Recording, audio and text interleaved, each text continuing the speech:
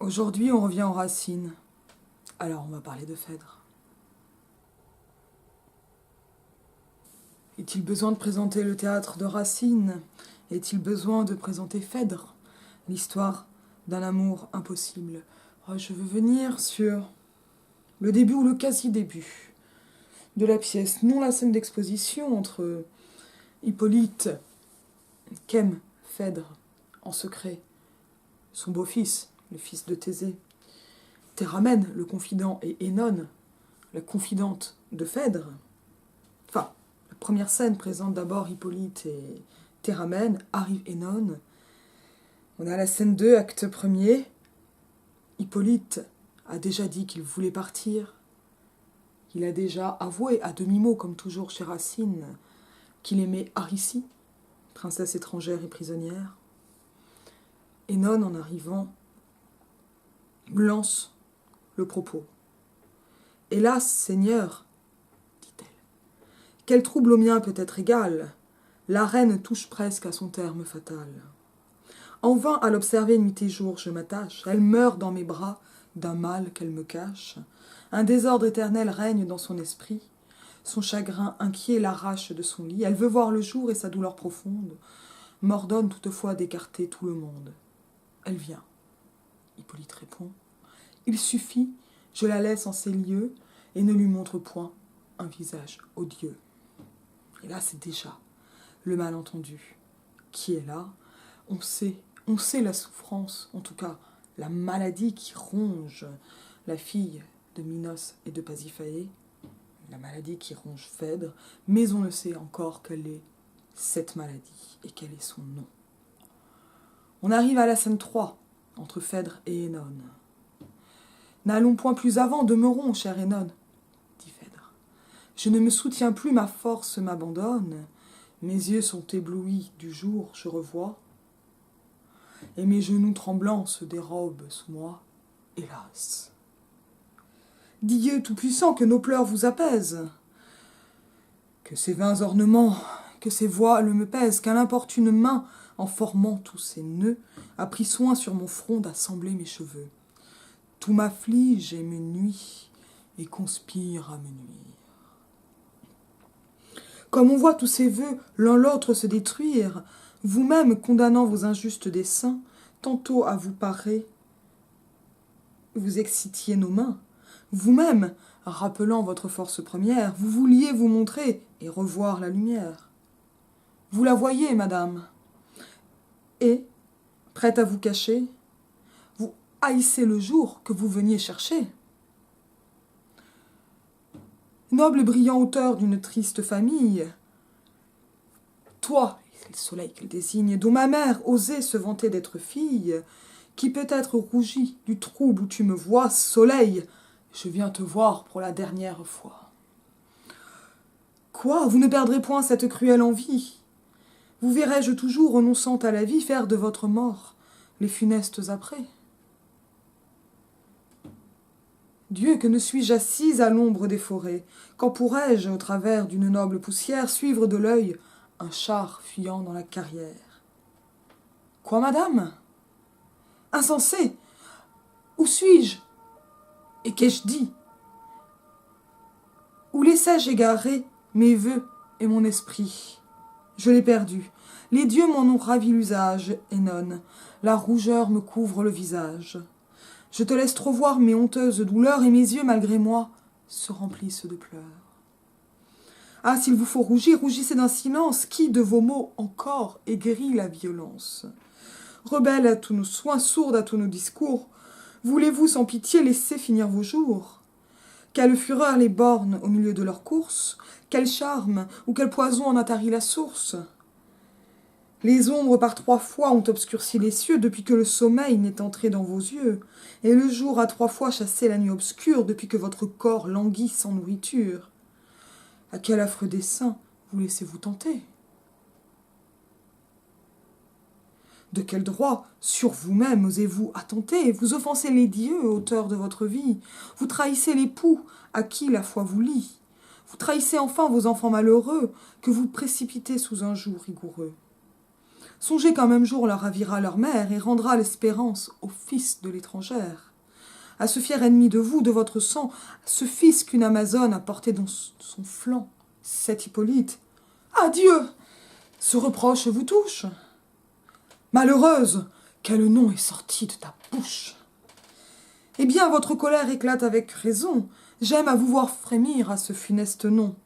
Vivez donc, que l'amour, le devoir vous excite. Vivez, ne souffrez pas que le fils d'une Scythe, accablant vos enfants d'un empire odieux, commande au plus beau sang de la Grèce et des dieux.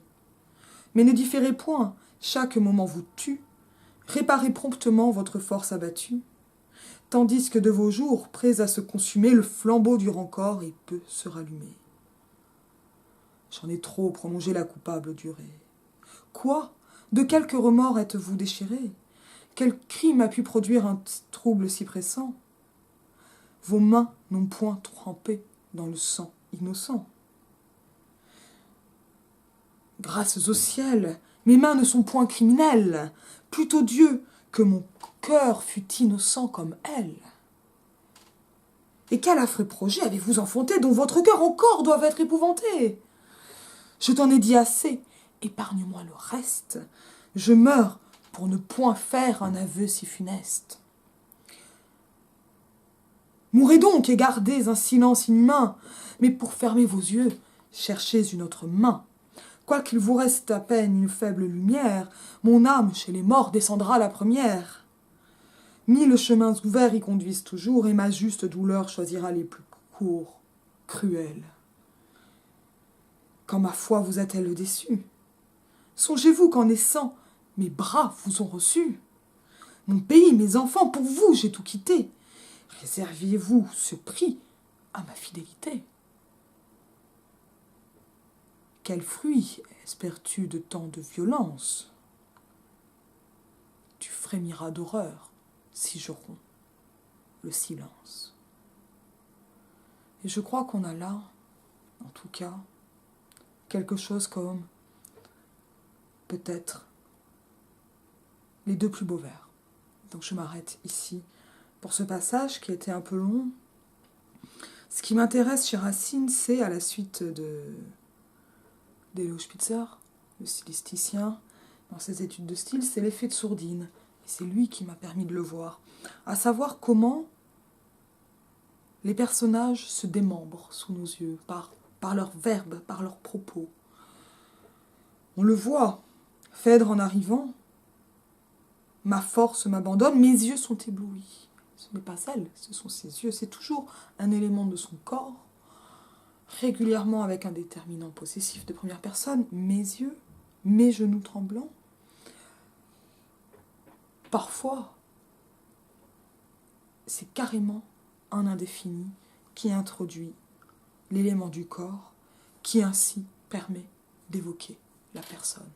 Il n'y a plus de personne ou de subjectivité qui rassemble, qui contient le personnage, la psychologie. On le voit, cela fait 3 jours que Phèdre n'a ni mangé, ni bu, ni dormi. Et elle n'est plus qu'un corps en sursis.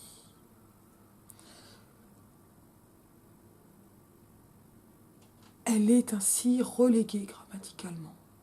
Elle ne peut plus être elle-même.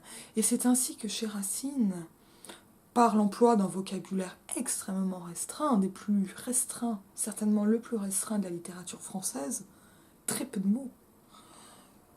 Chacun de ces mots se trouve remotivé, reconvoqué, avec l'ajout ainsi d'un surcroît de sens. Parce qu'il y a moins de mots, parce qu'il n'y a plus de façon de dire la douleur, ce qui est dit, ce qui est encore dissible, n'en a que plus d'impact. Et le style presque éteint de Racine, l'effet de sourdine, voilà, on parle de soi par des morceaux de soi et non par soi, parce que ce soi est impossible à atteindre, et parce qu'il serait quelque chose comme immodeste ou inconvenant.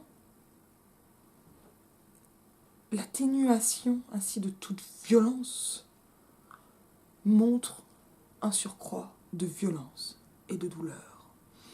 On le voit ainsi par cette arrivée absolument théâtrale, avec cet évitement d'Hippolyte, mais aussi avec comme ça ce moment où le corps même de Phèdre est en sursis, ce qui nous rappelle évidemment les règles classiques. 24 heures, une toute petite scène, enfin un tout petit temps, le temps de l'acmé, de la tension. Et là, on va monter. En drame, on voit que on arrive et c'est déjà la crise. Surtout, cette crise, elle se marque par les échanges. Échanges évidemment en alexandrin, que j'espère ne pas avoir trop écorché. Échanges aussi quand l'alexandrin se disloque entre plusieurs interlocuteurs qui se répondent, marquant ainsi cette tension et cette nécessité de dire, ou de taire, ou de faire taire. Il faut faire dire du côté d'Hénone, il faut se taire du côté de Phèdre. Et là, en fait, c'est quelque chose comme le pouvoir du mot qui est montré dans cette scène.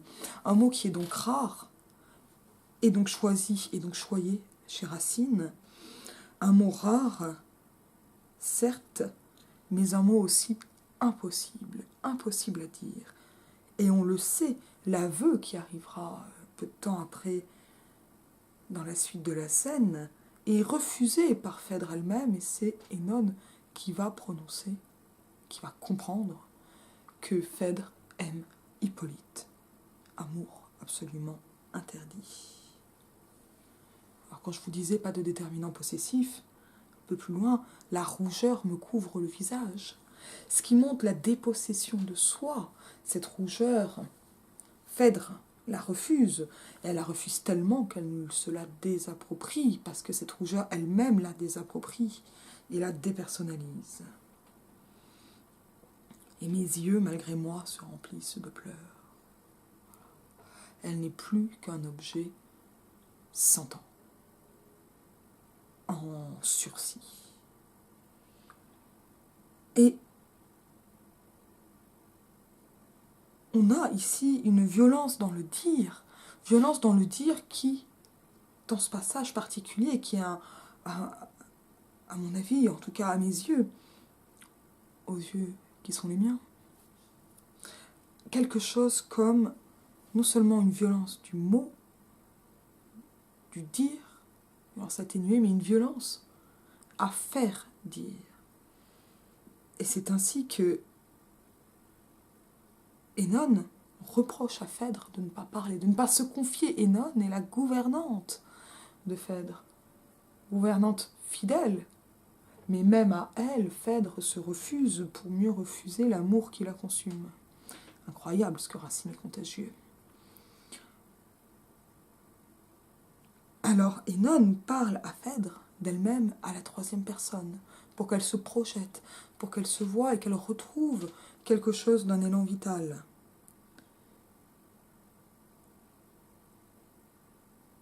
Songez qu'un même jour leur ravira leur mère et rendra l'espérance au fils de l'étrangère. La perte de Phèdre rend ses enfants orphelins, mais les dépossède aussi du trône. Mais cette façon de se dépersonnaliser est en fait une grande violence pour Phèdre, qui est en fait tout en subjectivité retenue, maîtrisée, refusée.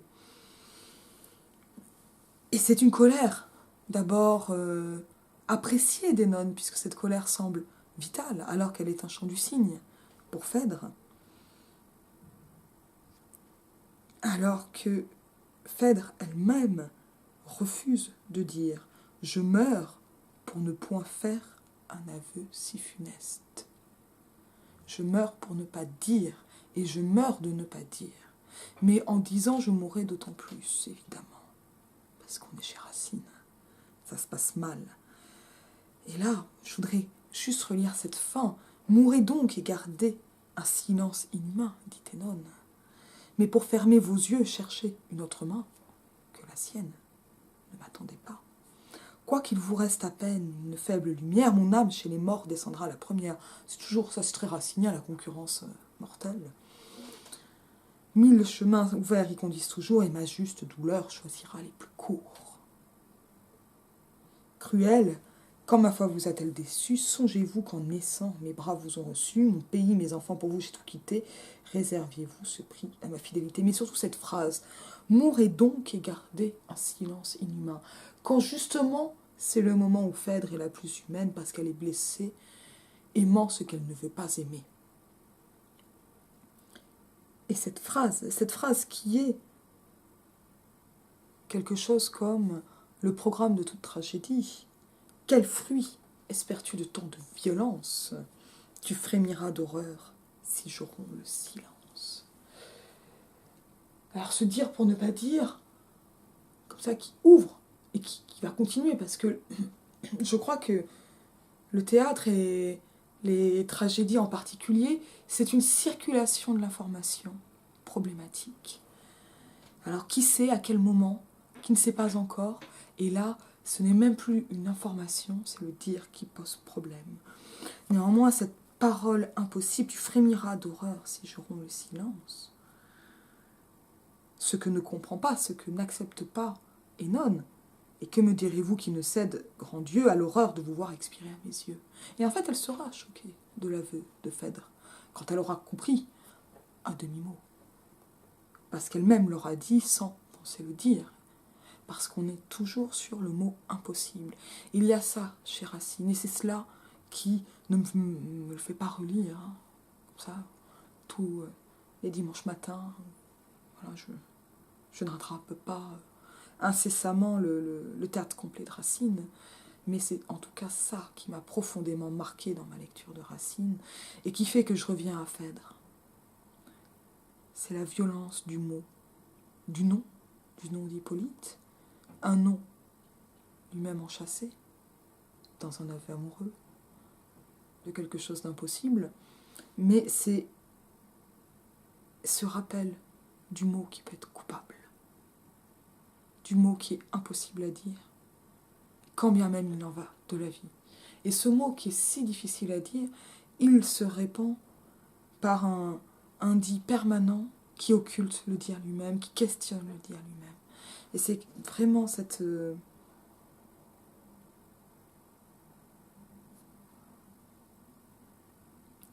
façon qu'a Racine de dire en refusant le dit que je trouve absolument fascinante. Et cette restriction lexicale de Racine permet de revenir à ce qui fonde l'essence du verbe. Je vous remercie. Vidéo plus courte pour une fois. Je vous dis à bientôt.